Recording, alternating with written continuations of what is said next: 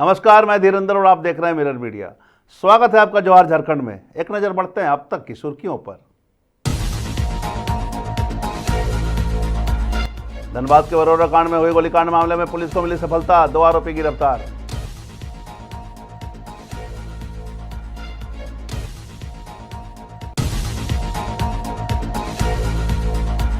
धनबाद में बंद घर पर चोरों का धावा, 2 करोड़ के गहने नगद चुरा कर ले गए चोर।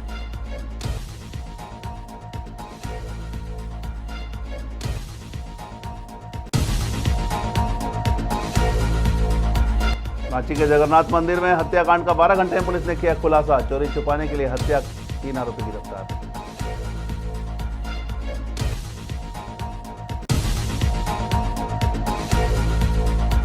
मेडिकल बायोप्रेस प्लांट पर मनमानी पर ग्रामीणों में आक्रोश, जांच टीम ने वरीय अधिकारी को सौंपा रिपोर्ट।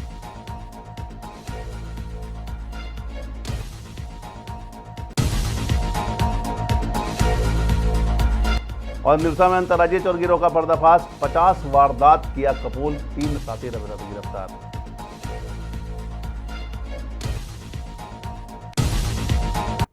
और अब खबरें विस्तार से। धनबाद के बरौरा गोलीकांड मामले में पुलिस ने गौरव चौहान, अनिश चौहान, पवन यादव, विशाल चौहान, नीरज उर्फ मोटका सहित 3 अज्ञात के खिलाफ मामला दर्ज किया है। वहीं 5 नामजद में से 2 आरोपी विशाल चौहान और अनिश चौहान को गिरफ्तार कर लिया गया है।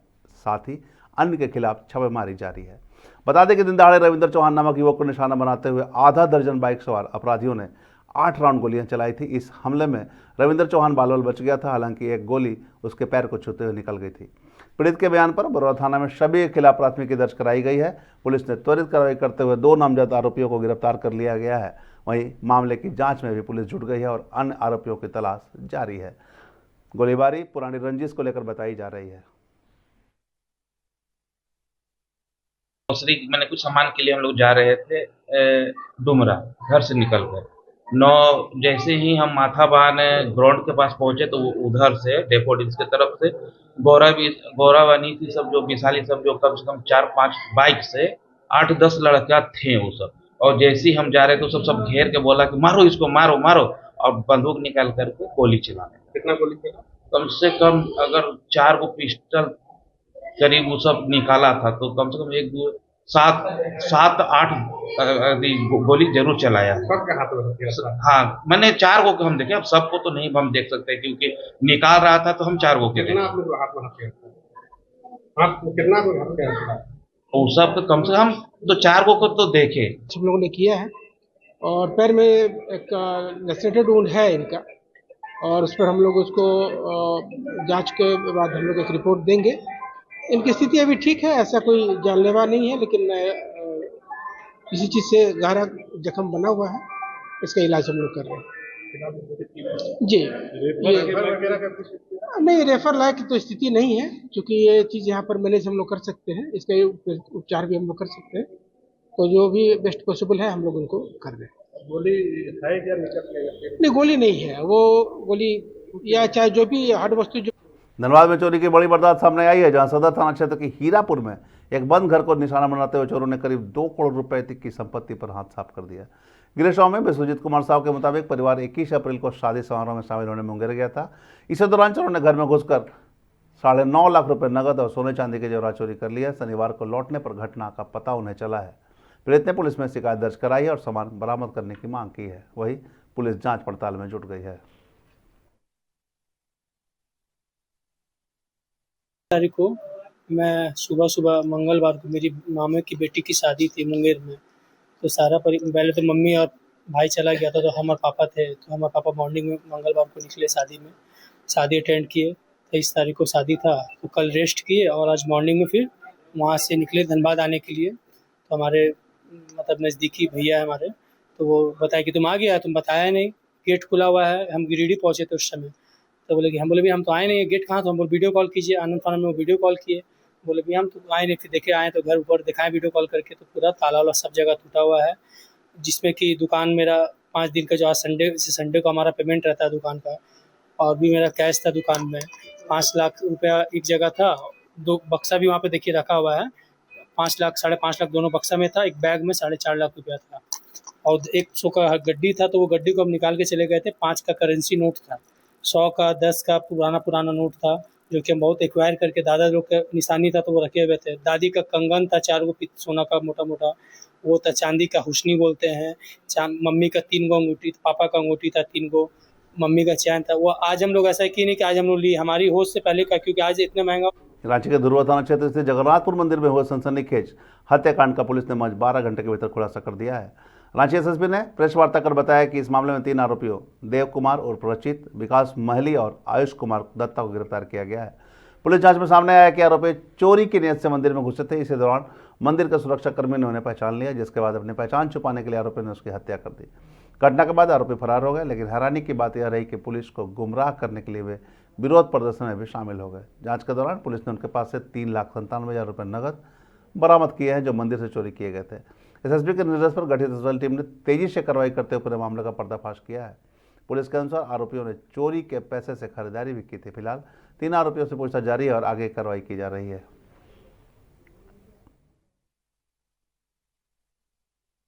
मंदिर जो कि रांची जिले के तरीके से पहचान, वहाँ पर जो सुरक्षा गार्ड की किसी ने हत्या कर दी और हत्या करने के उपरांत वहाँ से जो दान पेटी थी, उस दान पेटियों को तोड़कर और वहाँ से पैसे चोरी करने का भी प्रयास किया गया था और पैसे चोरी भी किए गए। कांड की गंभीरता को देखते हुए हम लोगों ने तुरंत सूचना मिलने के साथ ही अनुसंधान जो प्रारंभ किया था और हमारे दोनों सिटी एसपी और रूरल एसपी, साथ में हटिया डीएसपी, ओसी धुरवा, ओसी जगन्नाथपुर और हमारे अन्य थाना के जो थाना प्रभारी थे और हमारी जो तकनीकी शाखा की जो टीम थी, इस सभी ने एक तरीके से संयुक्त रूप से एक अभियान चलाकर कांड का अनुसंधान जो उन्होंने प्रारंभ किया। कुछ क्लूज हम लोगों को सीसीटीवी फुटेज की मदद से मिले, कुछ हम लोगों को तकनीकी शाखा के द्वारा उपलब्ध कराए गए और कुछ ह्यूमन इनपुट्स भी हम लोगों ने गैदर किए और इस सब के परिणाम स्वरूप हम लोगों ने कुछ लोगों को डिटेन किया। डिटेन करने के बाद जब हम लोगों ने उनसे पूछताछ में उन्होंने घटना में अपनी संलिप्तता स्वीकार की है और उसके उपरांत घटना में शामिल, हत्या में शामिल और चोरी में शामिल कुल 3 लोगों को हम लोगों ने गिरफ्तार किया। धनबाद के बरवाड़ा थाना क्षेत्र के कसेटाल, छोटा पिछड़ी, दास टोला समेत कई गांवों में इन दिनों मेडिकल बायोगैस प्लांट की मनमानी और लापरवाही को लेकर ग्रामीणों में आक्रोश देखा जा रहा है। वहीं ग्रामीणों का आरोप है कि प्लांट संचालक के द्वारा नियमों का उल्लंघन करते हुए मेडिकल कचरे को जलाकर नष्ट करने की बजाय उसे जगह जगह गड्ढा खोदकर जमीन में दबाया जा रहा है। ग्रामीणों ने बताया कि गर्मियों बारिश में गड्ढों से उठने वाली दुर्गंध पूरे इलाके में फैल जाती है, जिससे लोगों का जीना दुभर हो गया है। बदबू के साथ साथ संक्रमण फैलने का भी खतरा बना हुआ है, जिससे ग्रामीणों में भय और आक्रोश देखा जा रहा है। इस गंभीर समस्याओं को लेकर जीप सदस्य और ग्रामीण कई बार उपायुक्त और स्वास्थ्य विभाग को लिखित शिकायत दे चुके हैं, मगर अब तक कोई ठोस समाधान नहीं निकल पाया, जिसके बाद ग्रामीणों ने प्रदूषण नियंत्रण विभाग से भी शिकायत की। मामले को गंभीरता से लेते हुए विभाग की जांच टीम मौके पर पहुंची। जांच के दौरान टीम ने पाया कि वास्तव में बायोमेडिकल वेस्ट को जमीन से दबाया जा रहा है।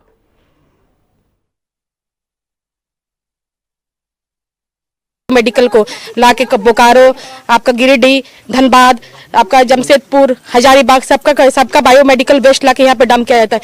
ये सरासर गलत है। यहाँ ग्रामीण और हम लोग सब मिल के इसका पुरजोर विरोध करते हैं, क्योंकि अगर यहाँ पे हम लोग ग्रामीण क्षेत्र से आते हैं, हम लोग रात में छत में सोते हैं, लेकिन हम लोग रात में छत में सो नहीं पा रहे हैं, क्योंकि यहाँ की जो हवा है वो सांस लेने लायक नहीं है। यहाँ की हवा में जहर है, जहर। हम लोग के बच्चे और हम यहाँ के बुजुर्ग, यहाँ की महिलाएं, यहाँ के बड़े, सब यहाँ की हवा में डेली जहरीला सांस ले रहे हैं। ये कई तरीका से सही है? आप ही लोग बताइए। जनक इंटरनेशनल स्कूल संचालित होती है, जो कि नर्स हमारे ऑफिस में गई थी और इनका शिकायत था कि यहाँ पे मतलब अवैज्ञानिक तरीके से बायोमेडिकल वेस्ट डंप किया जा रहा है और गड्ढा खोद करके जो है बायोमेडिकल वेस्ट को डंप कर दिया जा रहा है।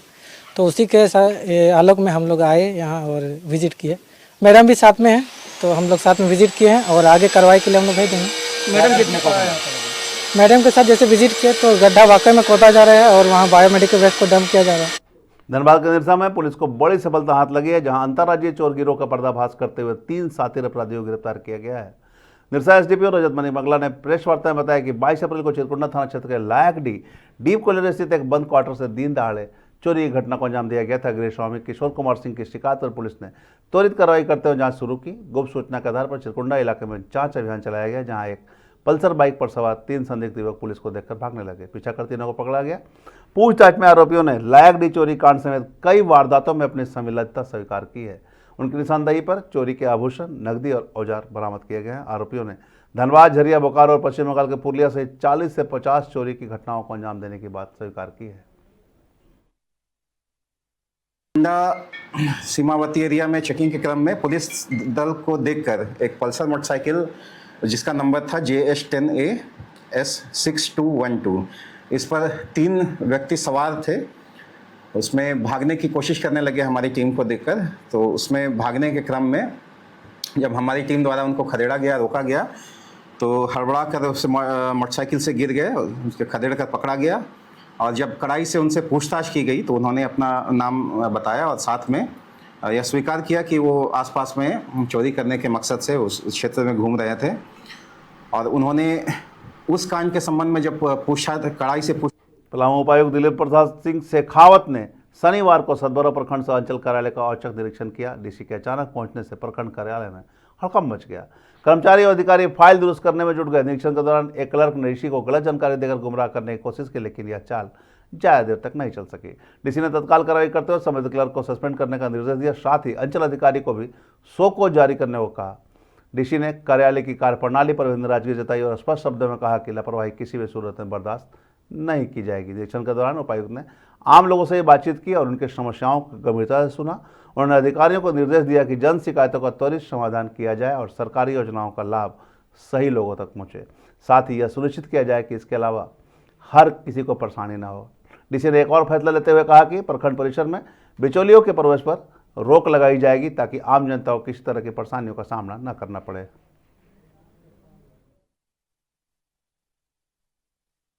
का मेरे द्वारा निरीक्षण किया गया और निरीक्षण के क्रम में सबसे पहले ये पाया गया कि यहाँ के जो कर्मी हैं, कुछ अधिकारी हैं जो समय पे नहीं आते, तो उनके अगेंस्ट में जिला प्रशासन की तरफ से कार्रवाई की जाएगी। उसके अलावा जितने भी लोग यहाँ पे मिलने के लिए आते हैं उनके लिए भी अच्छी व्यवस्था हो, और जितने भी लोग यहाँ पे गेट पे हैं तो गेट पे भी यहाँ पे गार्ड होना चाहिए, एक पियोन होना चाहिए जो ये नोटिस करे कि यहाँ पे अनऑथराइज कोई भी पर्सन नहीं है, जैसे कोई भी बिचौलिया दलाल यहाँ पे भ्रमण नहीं करे। झारखंड से बाहर जाकर काम करने गए मजदूरों की मौत का सिलसिला थमने का नाम नहीं ले रहा है। हजारीबाग के गोरहर निवासी 27 वर्षीय मुकेश कुमार महतो की तमिलनाडु में काम के दौरान करंट लगने से मौत हो गई। मुकेश अपने परिवार का इकलौता कमाने वाला था और अपने पीछे बूढ़े पिता, पत्नी और 2 छोटे बच्चों को छोड़ गया। घटना की सूचना मिलते घर में मातम पसर गया। लगातार हो रही ऐसी घटनाओं ने प्रवासी मजदूरों की सुरक्षा और पलायन की समस्या पर गंभीर सवाल खड़े कर दिए हैं।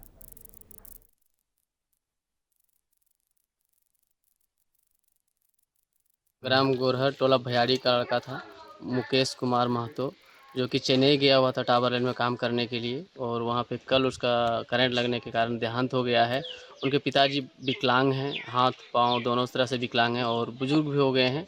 उनको सहारा देने वाला में से कोई नहीं है। हमारे गांव के निवासी हैं वो, और उनके 2 छोटे छोटे बच्चे हैं जो कि अभी 5-6 साल का हैं, जिसको कुछ भी ज्ञान नहीं है, और उनकी वाइफ का भी ज़्यादा कुछ खास उम्र नहीं है, करीबन 25 के आसपास में ही एज होगा।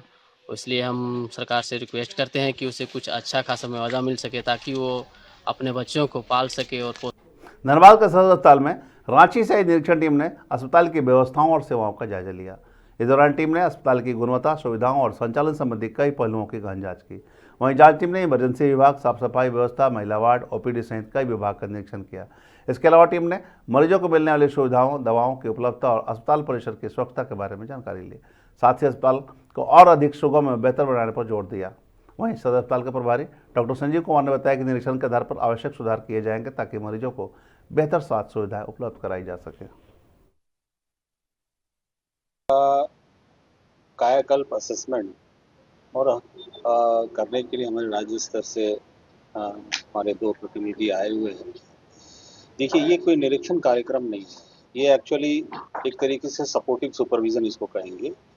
वो हर देखिए कि कोई भी अस्पताल को गुणवत्ता बरकरार करने के लिए निरंतर इंट्रोस्पेक्शन की आवश्यकता होती है। एक तो हम खुद करते हैं कि कहाँ कहाँ कमी है और उसमें क्या सुधार करने की आवश्यकता है, निरंतर हम इस पर ध्यान देते रहते हैं। लेकिन जब बाहर से कोई आदमी आता है तो उनका भी असेसमेंट एक तरीके से होता है, और क्योंकि वो कई जगह वो देखे होते हैं तो उसकी तुलना में भी, और जो स्टैंडर्ड्स लेड किए गए हैं किसी अस्पताल को NABH एग्रीगेटेड करना या एनक्वास सर्टिफाइड, हम लोग एनक्वास सर्टिफाइड की बात करते हैं, या कायाकल्प सर्टिफाइड की बात करते हैं, या लक्ष्य असेसमेंट, ये सब सारी चीज़ें हैं जिससे अगर ये सारी चीज़ें आप सर्टिफाइड हो जाता है तो अस्पताल को ये माना जाता है कि एक राजधानी रांची में महिला आरक्षण के मुद्दे पर बीजेपी ने जोरदार प्रदर्शन किया है। मोराबादी मैदान से अलबर्टेका चौक तक निकाले गए पैदल मार्च में केंद्रीय राज्य रक्षा मंत्री संजय सेठ समेत कई नेता और कार्यकर्ता शामिल हुए। इस दौरान संजय सेठ ने कांग्रेस पर महिलाओं को उनका अधिकार नहीं देने का आरोप लगाते हुए 33% आरक्षण लागू करने की मांग दोहराई। उन्होंने कहा कि केंद्र सरकार महिला सशक्तिकरण के लिए प्रतिबद्ध है, लेकिन राजनीतिकरण से अब तक यह संभव नहीं हो पाया। कार्यक्रम के दौरान सुरक्षा के कड़े इंतजाम रहे और बड़ी संख्या में कार्यकर्ता मौजूद दिखे। पार्लियामेंट में नारी शक्ति वंदन अधिनियम के विरोध में इंडी गठबंधन ने मत दिया और यह बिल पास नहीं हो सका। आज पूरे भारत की महिला आज भारतीय जनता पार्टी आदरणीय नरेंद्र मोदी जी के प्रति विश्वास व्यक्त करती है और आज झारखंड में आज महिला अन्नपूर्णा देवी के नेतृत्व में आज पूरे भारतीय जनता पार्टी है और नारी शक्ति वंदन हम लोग इंडी गठबंधन का विरोध कर रहे हैं। एक सद का इतिहास में संसदीय इतिहास में कैसे होने वाला जा रहा था। देश के प्रधानमंत्री नरेंद्र मोदी जी ने महिलाओं को एमएलए एमपी में 35% आरक्षण दे करके उनको सत्ता में भागीदारी देना चाहता था। उसके स्वावलंबन के दिशा में एक सहयोग एक मददगार होने वाला था। वैसे कांग्रेसों ने और झारखंड मुक्ति मोर्चा की सरकार ने इस महिला आरक्षण बिल को उन्होंने उसको वहाँ पास होने नहीं दिया, उसमें कोई योगदान उनको नहीं रहा, ऊपर से उनका विरोध किया। उसी का विरोध में आज इस नकारात्मक विपक्ष एनडी गठबंधन का विरोध में महिला आरक्षण को जो आज उसका विरोध किया है, उन लोगों के पार्टी के विरोध में ये पद यात्रा है। झारखंड की बेटियां आक्रोश व्यक्त कर रही हैं। आक्रोश किस लिए था? आक्रोश जो कांग्रेस पार्टी ने पाप नहीं महापाप किया। और जो आज झारखंड में अब तक बस इतना ही। देश और दुनिया की तमाम खबरों के लिए बने रहे मिरर मीडिया के साथ।